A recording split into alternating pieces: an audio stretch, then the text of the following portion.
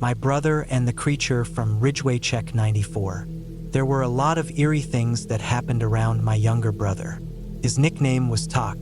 Let's start by saying our mother was incredibly cruel. If you've ever read A Child Called It, that's basically how she treated us.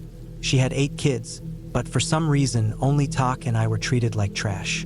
Probably because we shared the same father, while the others had a different one. From a very young age, Talk would panic whenever the sun began to set. We were forced to sleep in the unfinished basement. No windows, no AC, no heating. We shared a bunk bed with thin, lumpy mattresses. Talk was 4 years younger than me, and he was terrified of the dark. One night, our mother locked us in the basement for 3 or 4 days as punishment. She was furious because I had stolen some food to feed us since she refused to let us eat with the rest of the family. I had taken a couple of snack cakes. She hadn't fed us in days and we were starving. Normally, we had a bucket to use as a bathroom and a gallon jug of water, nothing else. That night, I heard Talk sniffling as Mom locked the door. I climbed down from the top bunk and looked at him. "Are you okay?" "It's just for a few days." "I'm sorry. I shouldn't have taken the food," I whispered. He just shook his head. He rarely spoke and mostly used broken sign language. He signed for a cookie, which caught me off guard, but I climbed back up and grabbed 2 stale Oreos I had saved for him. I had stolen a pack a while ago, and they were old now, but I made sure he always had some. I handed them to him, and he smiled, eating slowly as he always did. As I climbed back into bed, I noticed him staring at the basement door. "What is it?" I asked. His eyes widened, and he shook his head, whimpering. Then he signed scared. I walked over and hugged him. "It's okay. I won't let Mom hurt you," I promised. I always made sure to take the brunt of her anger so she wouldn't focus on him. "No," he whispered. Then he signed monster. I blinked in confusion. There are no monsters, remember? No such thing. Yoshi took care of them all. Talk loved Yoshi from the Mario games. Whenever he got scared, I told him Yoshi would protect him. It always worked until now. Just then, something hit the basement door hard, making us both jump.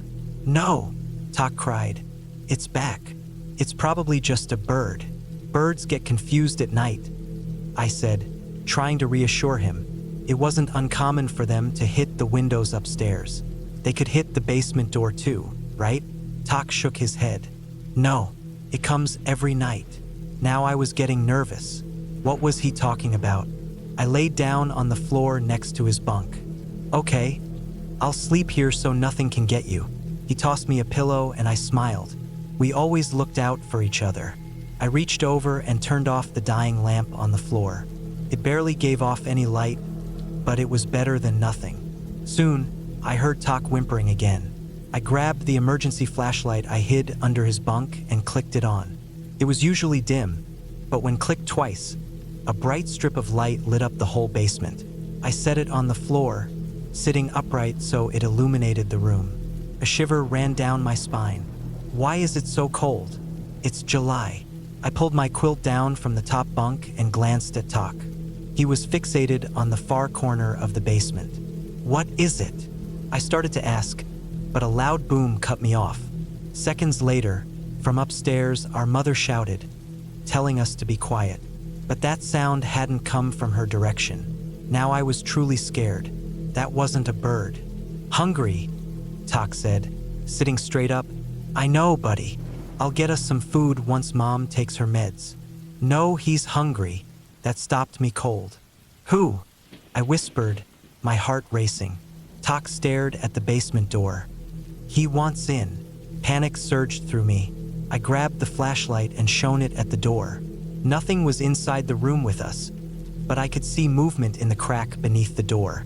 Then another boom. Something was trying to get in. The only thing stopping it was the rusted lock. The door was old. The lock was old. It was coming loose. I thought it might be a homeless man trying to break in.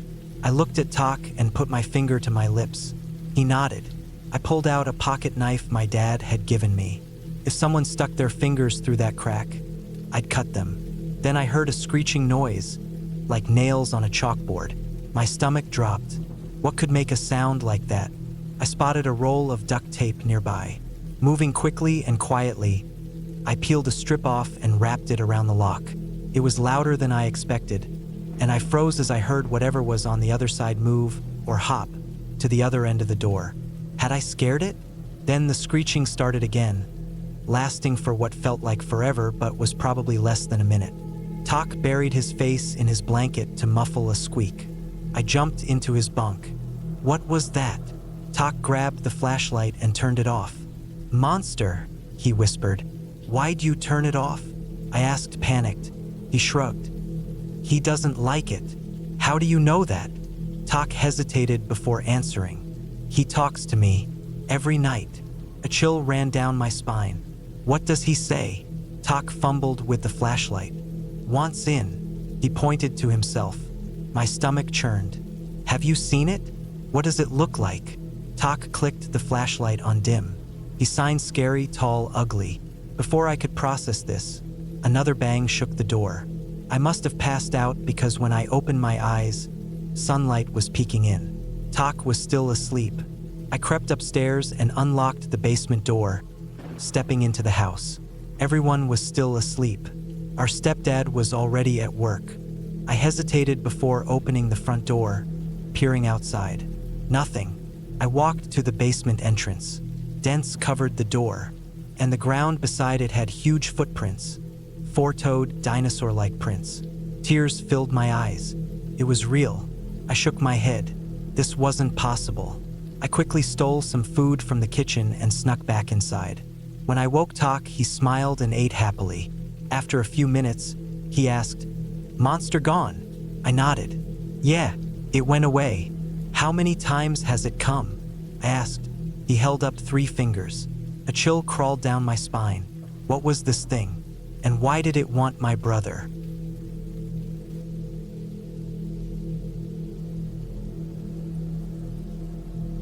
Back in 2007, I was living in San Diego, leading a good but hectic life. On the night of my strange experience, I was driving along the I-805 freeway, heading from downtown San Diego toward Chula Vista. Since it was winter, the sky had already turned dark, and the air had a noticeable chill. Yes, it can get pretty cold in Southern California. The wind was howling, light rain drizzled down, and there was some mist in the air as I neared the coast. It was close to 6:30 p.m. I was behind the wheel of my brand new sedan, headlights on, staying in the far left lane of the freeway. The road sloped downward near a section lined with trees and thick bushes. That's when it happened. From the brush, a towering figure wearing nothing but a pair of loose pants burst out and sprinted straight toward my vehicle. My instincts kicked in, and I swerved to the right just in time, narrowly avoiding what I first assumed was a deranged man on something strong. Luckily, the freeway was nearly empty, and all the lanes beside me were clear. It all happened in a blink. But in that short moment, I got a clear look at the figure, and quickly realized this was no ordinary person. This man was enormous and strangely built. Despite his size, his muscles weren't defined. He looked more puffy and thick rather than ripped. It reminded me of those old rubber stretch toys I used to play with as a kid. He must have stood around 6.5 feet tall and easily weighed over 250 pounds. But what disturbed me most was his face. It was all wrong. His features looked crudely shaped, like someone had quickly molded them out of clay or stone and left them unfinished. Instead of eyes, there were 2 shallow, empty pits. His nose was a simple square shape with no real nostrils, and his mouth was just a thin, straight line. His hair was filthy, matted, and looked as if it was covered in dried mud or dust. His entire body had an odd color, a faded grayish-green tone. The moment he saw me change lanes, he reacted fast, lunging toward my car with massive hands. As bizarre as it sounds, I clearly noticed that his fingers had no nails. They were blocky and smooth, almost like they had been shaped from wet clay. I heard a faint squeaking noise as his thick fingers scraped against my driver's side door. But I was already going about 65 miles per hour, so he couldn't hold on. The force sent him spinning backward, making him lose his footing. Through my side mirror, I watched in horror as the creature toppled over, crashing face first onto the asphalt. In the distance, headlights from oncoming cars shone, getting closer. Up ahead, the freeway curved, and since I was still descending, I lost sight of what happened next. Once I felt I was at a safe distance, I pulled over onto the right shoulder of the road. My hands were trembling as I called 911. I reported that a shirtless man was running across the freeway at a specific location. The dispatcher asked for my phone number and said they'd follow up. I expected to hear sirens soon, or at least hear the sound of honking and brakes screeching from cars trying to avoid him. But nothing happened. Cars kept passing me like normal. No disturbances, no sounds of a crash, nothing. I even stepped out of my vehicle to get a better look, but I saw no signs of trouble. Minutes later, the dispatcher called me back, saying officers checked the area and found nothing unusual. No other calls had come in about a man on the freeway, just mine. Completely confused, I got back in my car and decided to put the bizarre event behind me. I drove off and eventually reached my girlfriend's place. She hopped in and we went out for dinner. I didn't tell her about what had happened. We just focused on having a good night. At one point, I noticed my gas was running low, so I pulled into a station to fill up. When I stepped out of the car and shut the door, my body stiffened. There were 2 sets of strange streaks running from the front fender all the way to the back tire. They looked like thick, smeared fingerprints, coated in a greenish-gray substance. The marks were still fresh. I felt a chill run down my spine and called my girlfriend over to take a look. It was only then that I finally told her everything. She stared at the smudged lines in disbelief, but didn't doubt my story for a second. The next morning, I went straight to a car wash to clean off the evidence. Over time, I mostly forgot about the event, until one night when I watched a film about a golem, a creature made of clay and brought to life through rituals. The resemblance was too close for comfort. Even now, I get chills thinking about it. Maybe there's a logical explanation, but at this point, I still believe I saw something unnatural that winter night on the freeway.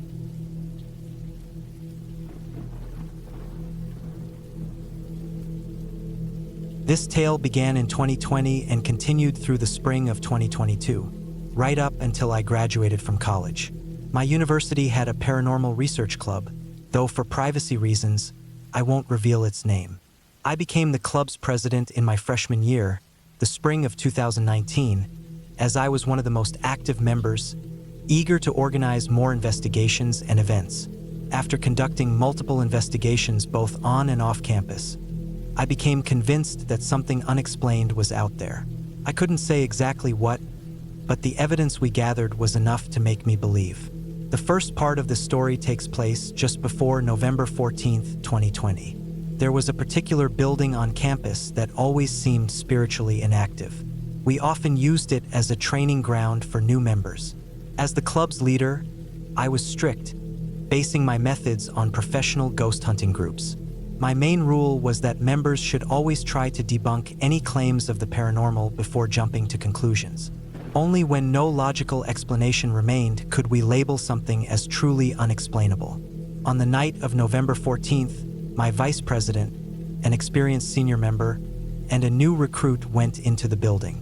They brought an EMF detector, said to pick up on energy fluctuations, along with a faulty flashlight, a walkie-talkie to stay in touch with my group, and an audio recorder for capturing possible EVPs. I was elsewhere with another group that night, but I later reviewed the recording they brought back. Their investigation started routinely, gathering baseline readings and explaining procedures to the new member, Jake. After about an hour, my vice president, Linda, and our senior investigator, Mark, decided to sit in the second-floor lounge near the elevator. Linda set the audio recorder in front of her, Mark positioned the malfunctioning flashlight, and Jake monitored the EMF detector. They began asking questions, attempting to communicate with any presence that might be there. However, the main purpose was to demonstrate questioning techniques to Jake. The flashlight continued flickering on and off due to its internal defect. I had left it with them on purpose, to test whether Jake would correctly determine that it was faulty rather than assume it was paranormal activity. As Linda guided Jake toward debunking the flashlight, she suddenly coughed and dropped her phone. Mark mumbled something softly, but what came through on the audio still gives me chills. Amidst the faint voices, a clear sound of a baby crying was recorded. It was louder than the two guys but quieter than Linda, meaning it had to be positioned somewhere between them. The eerie part? None of them had heard it in real time. It was only discovered later during playback. There was no logical explanation for this. Security had let the group inside and locked the doors behind them, ensuring that no one else could have been in the building. But the encounters didn't stop there. A few months later, after the pandemic had taken hold, we were granted special permission to return to the site. Due to safety restrictions, only 3 of us could go: myself, our faculty advisor, Denise, and another senior investigator, Holly. We adhered to all health protocols, wearing masks and maintaining distance. As I set up equipment near the original recording location, Denise and Holly kept looking down a long, dimly lit hallway, easily the length of a football field. Eventually, Denise mentioned that she had seen something moving out of the corner of her eye. To verify if they were seeing the same thing, I asked them to describe it separately. Denise claimed she saw a jittery, crawling figure moving along the floor, similar to the entity from horror movies. Holly, on the other hand, described a tall figure wearing a hat. They had clearly seen 2 different things at the same time. I had a full-spectrum camera with me, so I decided to place it at the end of the hall, hoping to capture any shadowy movements. We continued asking questions for hours, but nothing significant happened, until we heard a terrible, agonized scream echoing down the corridor. We immediately ran toward the source, fearing someone might be hurt. Yet, after searching every room, we found no one.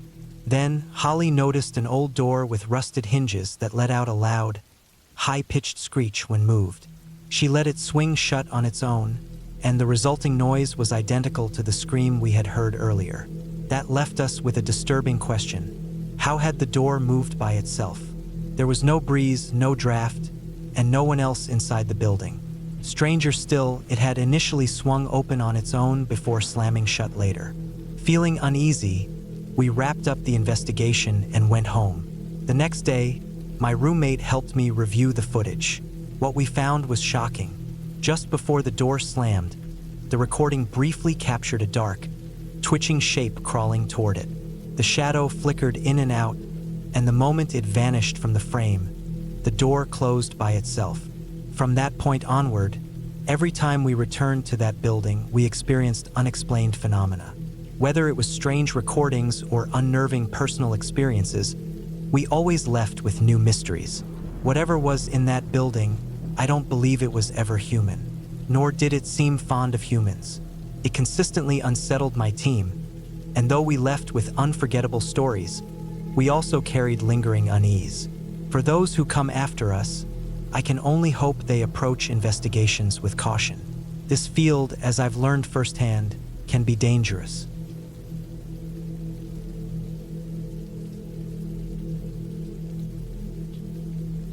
This happened to me just a few nights ago.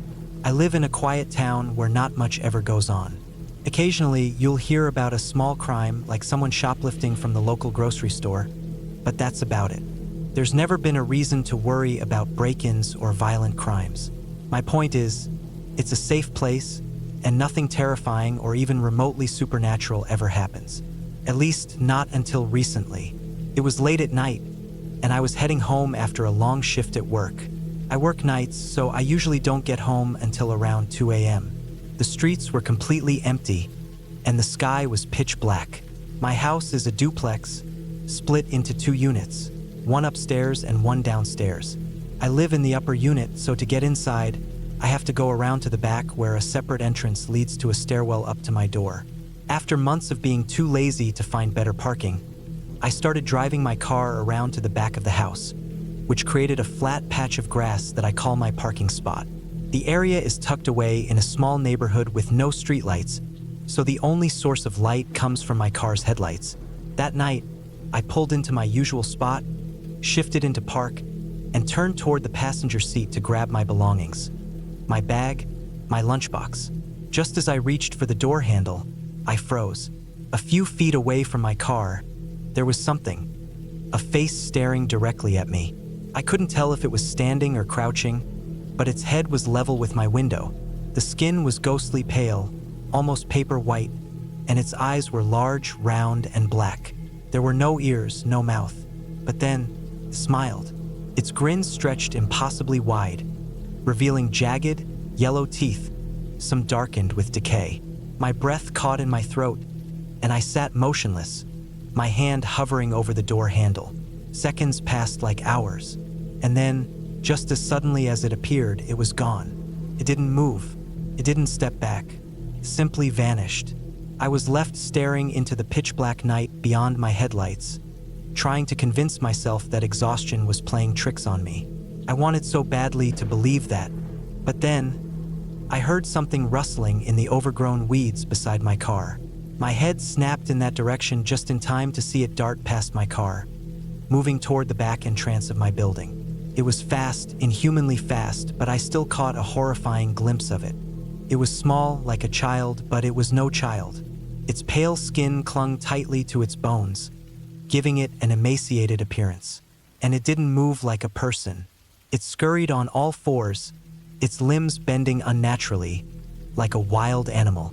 I pressed my back against my seat, my body frozen in place, staring into the darkness where it had disappeared. The silence was deafening. I couldn't even hear my own ragged breathing or the pounding of my heart. I was completely alone. No one would answer if I called for help. My neighbors were all asleep, their blinds shut tight. I was trapped, and I knew it was still out there, waiting. Every possible escape plan flashed through my mind. Should I make a run for my door? Should I turn on my phone's flashlight to see if it was still there? Should I honk the horn and hope my downstairs neighbor came outside? No. Every instinct in my body told me it was waiting for me to move, waiting for me to step out of my car. The only thing separating me from it. So I waited. Minutes passed, then an hour. I didn't see it again, but I still refused to move. Only when the sky began to lighten with the first signs of dawn did I finally allow myself to breathe again. The world around me came back into focus. The trees, the grass, the still closed door of my apartment. It was gone. Even then, I didn't immediately get out. I waited until I heard cars passing on the main road, people heading to their morning shifts, before I bolted from my car, sprinted to the door, and locked it behind me. My footsteps and the slam of the door must have been so loud that I startled my downstairs neighbor awake. I haven't told anyone what I saw. No one would believe me. They'd say I was overtired, that my mind was playing tricks on me, or that it was just some stray animal. But I know what I saw, and I know that for the past few nights, I haven't gone home after work. Instead, I drive an hour to my parents' house and only return once the sun is fully up. As soon as my lease is up, I'm moving out. I don't know if I'll ever see it again, and I pray that I don't. But the worst part, when I park my car, my doors automatically unlock. The entire time, it could have opened any one of them, could have gotten in. Whatever it was, a creature, a spirit, something worse, I never want to find out.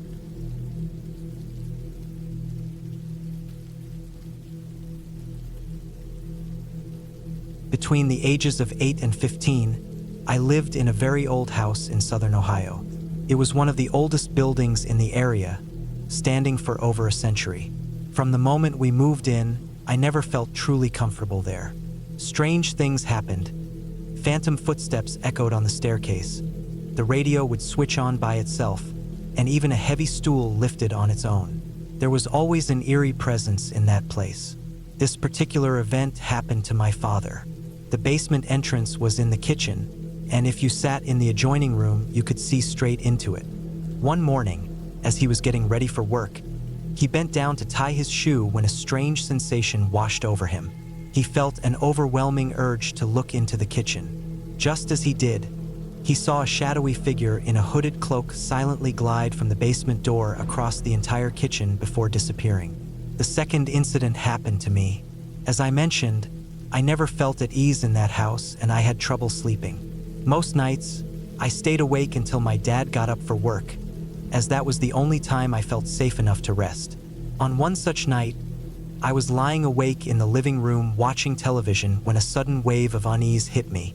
I turned my head toward the doorway and saw something that sent chills down my spine. Peeking around the edge of the doorframe was a ghostly figure, transparent with what looked like a square-shaped head, kept moving in and out of view, staring at me. Since the doorway was the only exit from the living room, I felt trapped. Frozen with fear, I pulled a blanket over my head and prayed that whatever it was would leave. After what felt like an eternity, the presence finally vanished.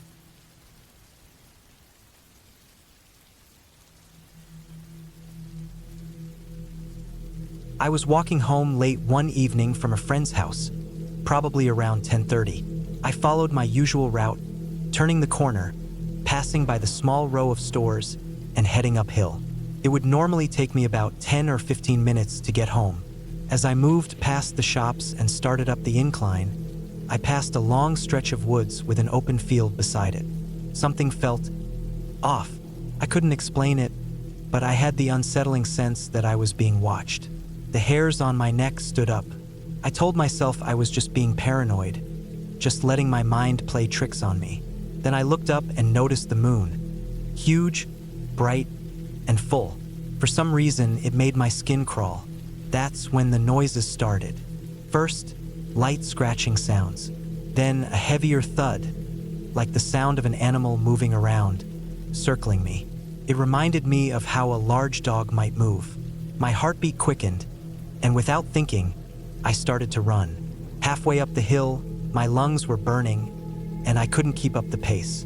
I stopped, breathing hard, and listened. Silence. But not just normal quiet, the kind of silence that feels unnatural. No wind, no rustling leaves, no birds, as if everything around me was holding its breath. Then a snarl, low at first, almost like a hiss, but then rising into a deep, guttural growl, came from my left. Instinctively, I turned my head. That's when I saw it. A towering figure, at least 6.5 feet tall, its eyes glowing yellow in the dark. The way they reflected the moonlight made them seem more like a cat's. But this thing wasn't a cat.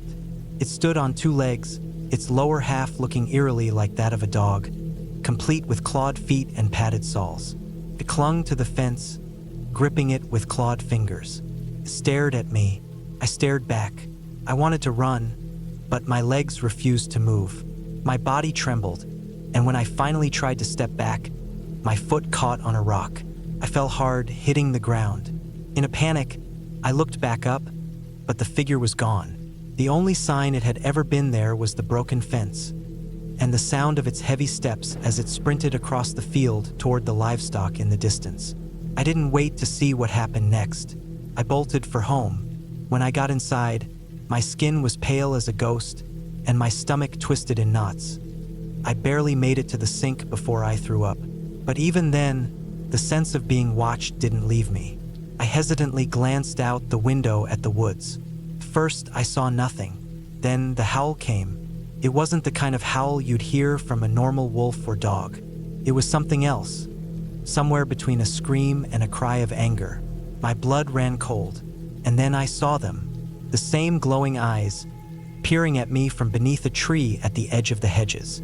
I have never run to my room so fast in my life. That night changed the way I saw the world. I rarely go outside after dark anymore. And even now, nearly 3 years later, the same fear lingers in the back of my mind. Because if that thing was real, what else might be out there?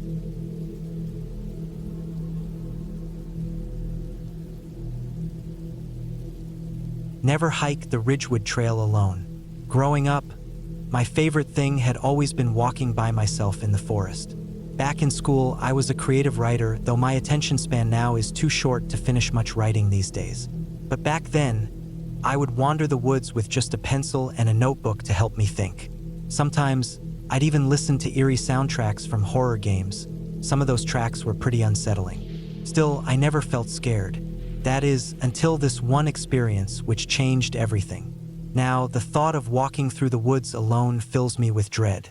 I still go sometimes, but I'll never have that same peaceful feeling again. I work at a customer service center. I had weekends off, and at the time, I was single with not many close friends. I spent a lot of my free time hiking and camping along the Ridgewood Trail. It was only a couple of hours away, and even the drive itself was something I enjoyed. Hiking alone isn't the safest thing, and I wouldn't recommend it to someone who isn't experienced. Even if you check the weather, things can change quickly. There's always a small chance of running into a large animal, and if something happens to you with no one around, you're in real trouble. One time, I sprained my ankle in the mountains and had to limp my way back alone for miles. It was miserable. One cloudy Saturday morning, I packed my things and set out for a quick overnight trip. The drive was smooth, and though the sky stayed overcast, there was no rain. I wasn't planning to go too deep since I had my sister's baby shower to attend the next day, and I didn't want to miss it. The hike in was perfect. The air was cool but not too cold, and the humidity was just right. I had no reason to think anything strange would happen. As I sat down under a large tree, munching on a snack and finishing my water bottle, I looked around, trying to recall the names of the different trees and plants. My mind wandered to a work meeting I had to attend early on Tuesday. Then, I saw something that made my heart pound. About 20 yards to my right, at the very top of a dead tree, was a human figure. It was small, wearing a coat, pants, and shoes. They even had long hair. What the hell? I jumped up, heart racing, and ran toward the tree. Was there really a kid stuck up there? Out here? Alone? It didn't make sense. But if they fell from that height, they could be seriously hurt or worse. Yet they weren't moving at all. "Hey, are you okay?" I called out. No answer. No movement. A sinking feeling settled in my stomach. Maybe I should have called for help right away, but I had left my phone in my car. I didn't like being distracted by screens while hiking, and since it was just a short trip, I figured I wouldn't need it. With no other option, I started climbing. I was in decent shape, but I hadn't climbed a tree since I was a kid. Luckily, this tree had plenty of strong branches, making it easy to scale. Even though it was dead, it wasn't brittle yet. I had to stop to catch my breath a few times, but eventually, I got close enough to reach out. I touched the shoe. It fell. There was no sock, no foot, just an empty shoe. Dread crept over me. I looked at the rest of the figure. The clothes were completely empty, and the hair? That was the worst part. Reaching into the hood, I grabbed a few strands. They were real, long and straight like they belonged to a young girl. But when I pulled one, it came loose, with small flakes of skin still attached, as if it had been ripped straight from someone's head. I nearly threw up. Before I could react, I heard something below me. Footsteps, slow, heavy, then a whisper, soft but clear, carried just above the sound of the wind. "Come down."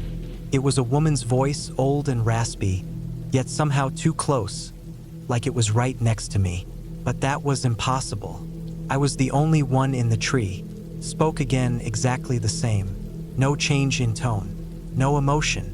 I didn't move. I held onto the tree for dear life, but my muscles were giving out. My arms shook, my legs wobbled. "Come down." Then footsteps again, right at the base of the tree. But when I looked down, no one was there. I had no choice. I had to climb down. Slowly, carefully, I made my way lower. My legs barely held me up.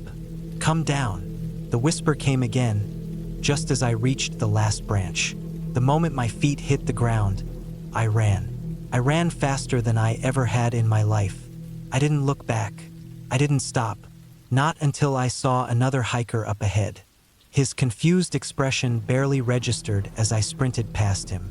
Back at my car, I grabbed my phone and called the ranger station. I reported what I had seen, telling them exactly where to find it. But even as I spoke, I had this awful feeling in my gut, like I had walked right into a trap that had been set just for me. And yet I had been allowed to leave. Why? I never heard back from the rangers. No news reports of a missing child. No similar stories from other hikers. But ever since that day, the forest hasn't felt the same. And as for the Ridgewood Trail, I won't be going back.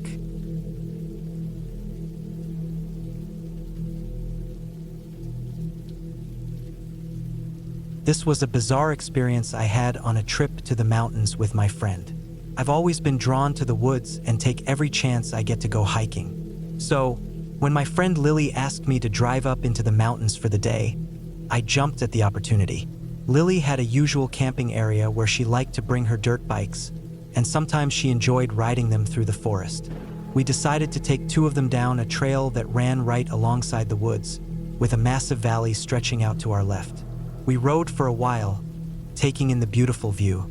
Lately, I had gotten into photography, so I was eager to capture some good shots during the trip. It was late afternoon, around 4 or 5, meaning the sun was beginning to set. As I rode along the trail, I spotted a few deer among the trees. Excited, I pulled over, hoping to snap a good picture. Lily continued ahead, but I called out that I'd catch up soon. I grabbed my camera from my backpack, got off my bike, and stepped a little closer to the deer. Unfortunately, I stepped on a dry branch, causing a loud snap. The deer immediately looked up at me before dashing off into the trees. "Damn," I muttered. "Oh well, there's probably more around." But then, I noticed one deer still standing there, calmly nibbling at the grass. Curious, I took a few slow steps forward, trying not to make another sound. That's when it suddenly snapped its head toward me, and out of nowhere, a deep primal fear hit me. For context, I've lived in this region my entire life. I've always been comfortable around wildlife, foxes, hawks, moose, you name it, so I had no reason to be afraid of a simple deer. But something about this one wasn't right. I was maybe 20 feet away, far enough that it couldn't lunge at me, but when our eyes met, I knew something was terribly wrong. This wasn't a normal deer. Its eyes weren't the soft, dark eyes of a typical doe. They were pale gray, lifeless, cold, and disturbingly human-like. Then it growled. It didn't sound like a wolf or a mountain lion. No, it sounded like a person attempting to mimic a growl, low, guttural, and filled with something almost hateful. A chill ran down my spine. Its teeth were wrong, too. They weren't the flat teeth of an herbivore. They were sharp, predatory. That's when I knew I had to get out of there. Keeping my eyes locked on it, I slowly backed away. Then, I turned and ran, sprinting back to my bike. I jumped on, started it up, and sped off in the direction Lily had gone. As the wind rushed past me, I suddenly noticed the sound of birds chirping again. Only then did I realize the entire forest had gone dead silent when I saw that thing. I caught up to Lily, who signaled for us to take a different path back instead of retracing our route. Eventually, we made it back to our campsite. Shaken, I locked myself in the car, not saying a word about what I had seen. Lily was the biggest skeptic I knew, and I doubted she'd believe me anyway. Once she finished loading the bikes onto the trailer, we packed up and headed home. As we drove along the forest road, nearing the edge of the woods, I glanced back one last time. 2 glowing gray eyes stared right into mine. Then, I heard that awful growl again, deep in my ears. I shuddered, blinked, and it was gone. All I could see was a dark shape, limping through the trees.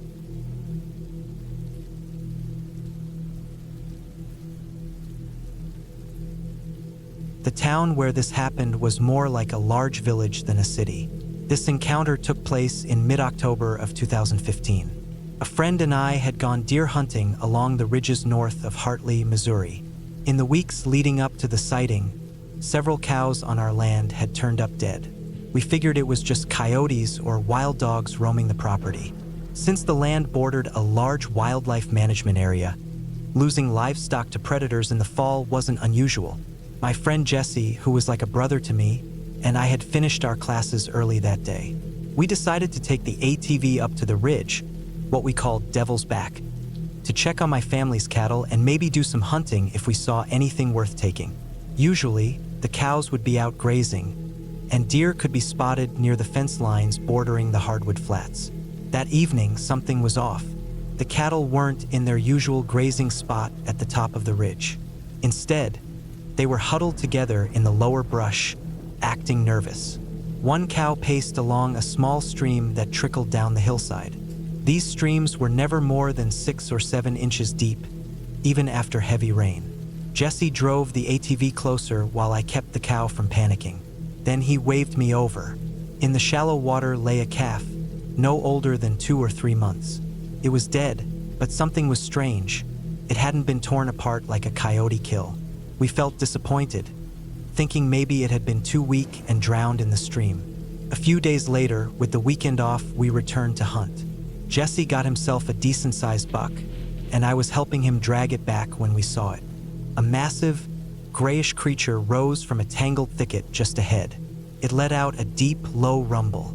Jesse was about 5 feet 10 inches, and I stand around 6 feet 2 inches, but even then, this thing still had at least a foot of height on me.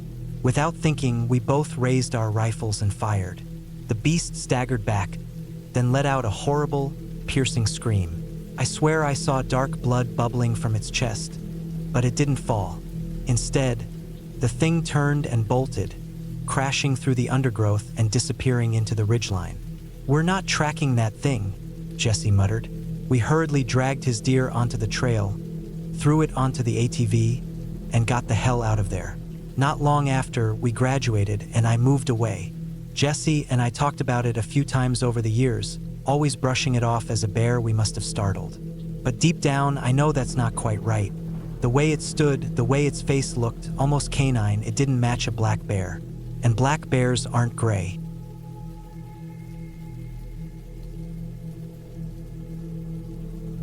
I finished my studies at this college about a year ago, but this experience still stays fresh in my mind. It doesn't bother me if some don't believe it. I follow Wicca and have always been interested in understanding the supernatural. I know some students from that campus who also believe this story, including my old roommate. Back when I was a first-year student, I moved into the freshman dorms. There were several dorm buildings for freshmen, but mine was the farthest from the main part of campus and also one of the oldest. The building was divided into a girls' section and a boys' section. Both had model rooms on display for potential students touring the school. At some point in the past, a student had passed away inside the girls' model room.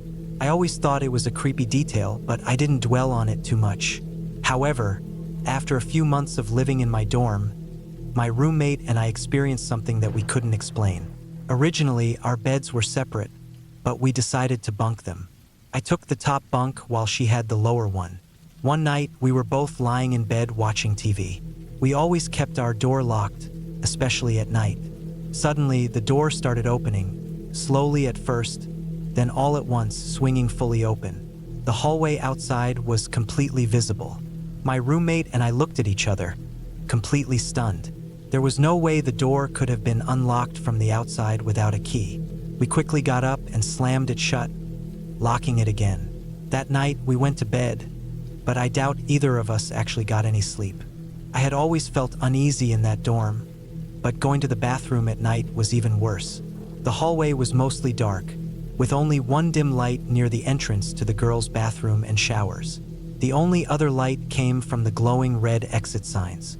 Every time I had to use the restroom at night, I would rush because I had this unsettling feeling, like something was lurking in the dark, watching me. I never dared to look into the large bathroom mirror either, because deep down I felt like if I did, I might see something staring back.